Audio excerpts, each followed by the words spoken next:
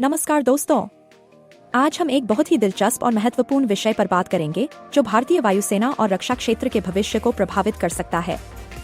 हम चर्चा करेंगे रूस के सबसे आधुनिक फाइटर जेट सुखोई Su-57 और इसके भारत में निर्माण के प्रस्ताव पर।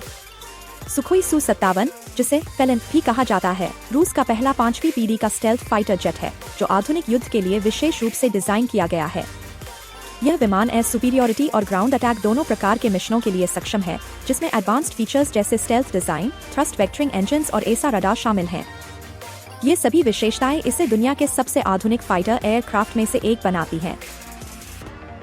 हाल ही में आयोजित एरो इंडिया 2025 में रूस ने भारत को Su-57 वेरिएंट के निर्माण का एक महत्वपूर्ण प्रस्ताव दिया है। इस प्रस्ताव में टेक्नोलॉजी ट्रांसफर और कस्टमाइजेशन की सुविधा दी जाएगी, जिससे भारत अपने तकनीकी कौशल का उपयोग कर सकेगा। अगर यह डील सफल होती है तो हाल हिंदुस्तान एरोनॉटिक्स लिमिटेड की नासिक फैसिलिटी में इन विमानों का उत्पादन किया जा सकता है। इससे न केवल भारतीय वायुसेना को 5वीं पीढ़ी के जेट्स जल्दी मिलेंगे, बल्कि भारत अपने स्वदेशी advanced medium combat aircraft (AMCA) project को भी तेजी से विकसित कर सकेगा। हालांकि इस डील में कुछ चुनौतियां भी हैं, जैसे कि Su-57 प्रोग्राम को रूस में पहले ही प्रोडक्शन डिलेज और इंजन रिलायबिलिटी जैसी समस्याओं का सामना करना पड़ा है। यह देखना दिलचस्प होगा कि क्या ये समस्याएं भारत के प्रोडक्शन को प्रभावित करेंगी या नहीं।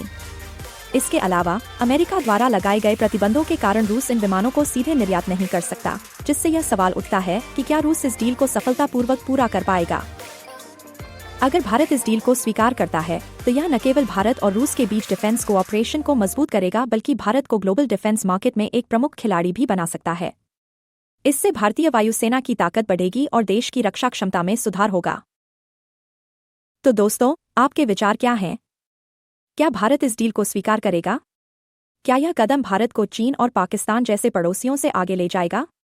नीचे कमेंट करें और हमें बताएं। हमें आपकी राय जानने में खुशी होगी।